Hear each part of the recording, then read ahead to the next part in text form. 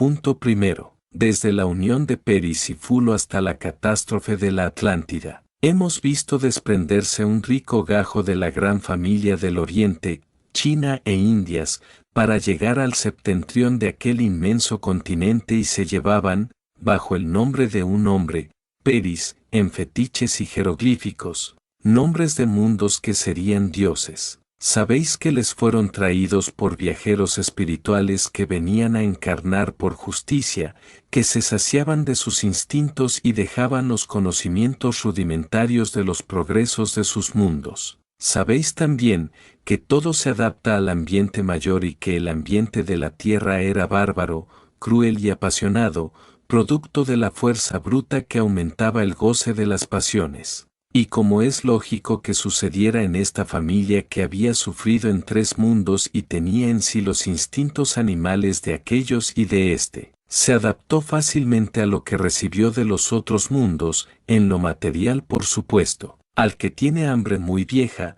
todo le parece poco y en mucho tiempo no se harta, aunque coma mucho por varios días. Necesita que todo su organismo se sature de hartura y es necesario, para apagar su hambre, no solo que coma hoy, sino que sepa que en adelante no le va a faltar. Mientras tanto, no está satisfecho y cree que puede llegarle el hambre que le horripila y no mide el perjuicio que hará por guardar, sino que lo que él buscará es que a él no le falte. Solo cuando ya se cerciora que no le ha de faltar, cesa su pasión, se hartó. Esto mismo pasaba en aquellos tiempos con las pasiones. Y como eran los 2 látigos mayores, la esclavitud, que ocasionaba la fuerza bruta, es decir, la supremacía de creerse más los que poseían la fuerza bruta, obtenida por la imbecilidad de los más, en la necesaria ignorancia, y los instintos de todo el reino animal contenidos en el alma y el cuerpo, pero descollando como es natural el goce de la carne, porque es instinto y deber por ley en todos los animales y estos radican todos en el hombre, había, en predominio, en toda la tierra, esta terrible enfermedad, fuerza bruta, pasión e ignorancia, por lo que había mayoría de esclavos, todos brutalmente apasionados por el goce de la carne y por la ignorancia todos los sentimientos dormían, tanto, que el pago, muchas veces, a la hembra, que daba el goce al hombre,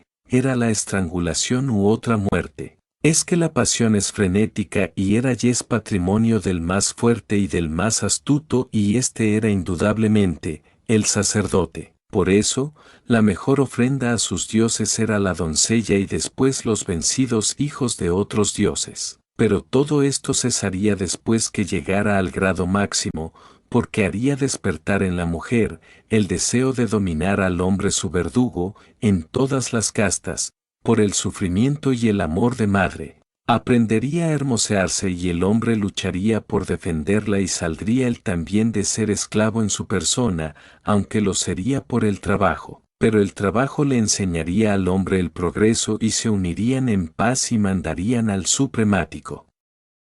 Este era el proceso que ha llegado ahora a culminar. Veamos, pues, ya, lo que hacen Fulo y Peris, que no quieren ni pueden desunirse porque la ley de justicia los juntó, para ser el todo del progreso material. Fulo es la potencia, y aunque allí domina porque es el fuego y éste les proporcionó sanos alimentos, eran menos agresivos, pero más apasionados por su culto al que todo lo sacrificaban, ya que veían que el fuego todo lo consumía. Ante el ídolo representante, todo lo exponían. Es obvio decir, que allí el sacerdote, todo lo dominaba. Allí solo encontraremos fanatismo y necesaria esclavitud, por la razón de vivir. Peris tiene más progreso material, pero encuentra en Fulo, más de la mitad del trabajo hecho de sus relucientes industrias, las que, si antes habían de modelar y aún extraer las pepitas minerales a golpe de martillo, vio que en el fuego le era más fácil el trabajo y las formas, y como llevaban los rudimentarios conocimientos recibidos en la China e India, eran como doctrinas que venían a rendir homenaje a Fulo, el que las divinizaba con sus efectos del calor, por el que los de Peris hacían más primores con los metales que se le ofrecían luego a Fulo, como obra de su potencia. Peris razona, lo toma por su Dios y se unen en lo moral para dominar luego toda la tierra conocida, pero sin desconocer que la doctrina y por tanto la rudimentaria inteligencia la recibían de más allá, por lo que, Fulo, en trono mayor, consciente en ser llevado por Peris hasta el sol naciente, y llegó allí Peris, pasó atrás, hasta su nacimiento. Era el reflujo que volvía fortalecido en su marcha del flujo. Allí tomaría nuevas fuerzas, porque ya habían llegado otros dioses mayores, muy burdos aún, pero más espiritualizados. Había allí grandes pasiones, pero existía la lucha entre el sacerdote y el guerrero, y de estas luchas, aunque todos eran esclavos unos de otros y la pasión de la carne parecía no satisfacerse nunca, sin embargo, medraba la humanidad. El guerrero necesitaba hombres y sin mujeres no los podía haber, se consideraba ya bastante a la mujer por ser madre y tanto más, cuantos más hijos tenía.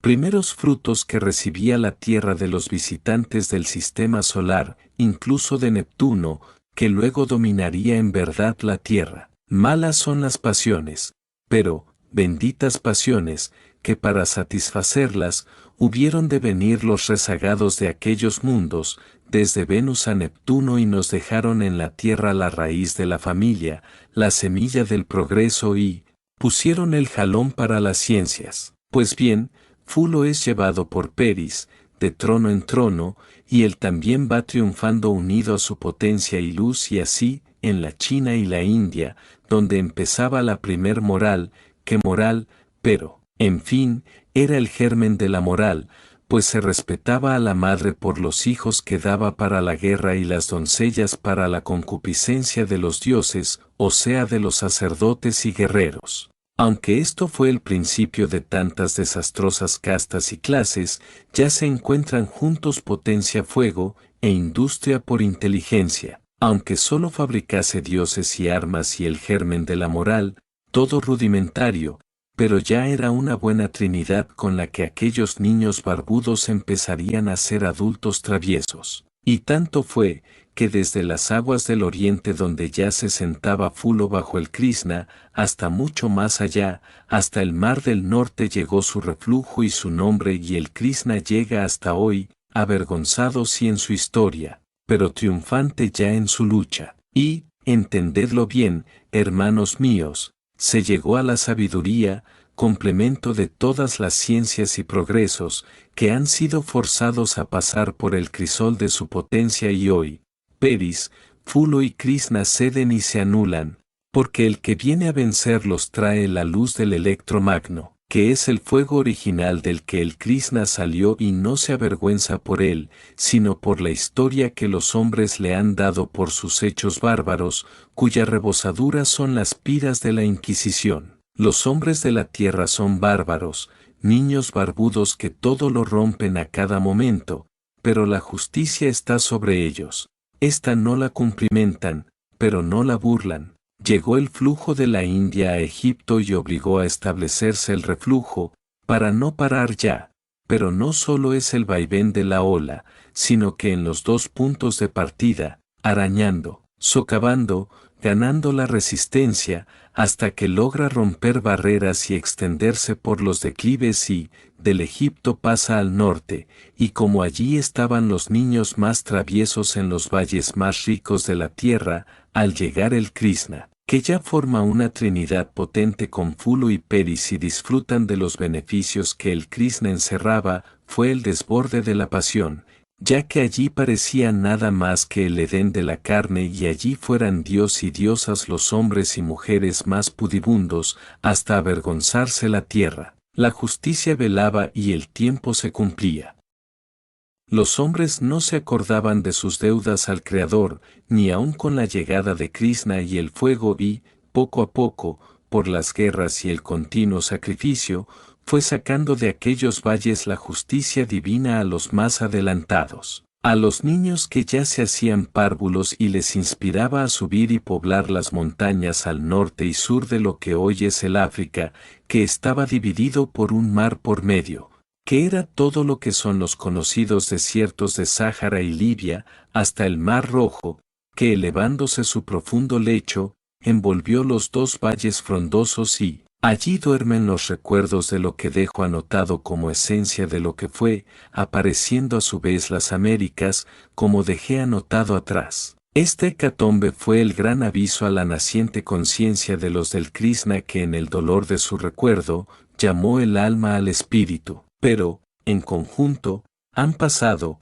desde que vimos a los hombres levantando ciudades, bien que fueran chozas o cabañas, aunque os prevengo que en ese tiempo ya hacían ladrillos, han pasado, digo, cerca de 24.999.000 siglos, pero solo unos 4 millones de siglos, desde que Peris hizo, diríamos, la sublevación, y desde que se hunde la Atlántida y el Mediterráneo, hace ahora 87 siglos solamente, más desde la aparición del hombre, son 44.999.250 siglos, cuando escribimos estos puntos de prehistoria, y 122.250.000 siglos desde el nacimiento de la Tierra. Estos 4 millones de siglos fueron fructuosos.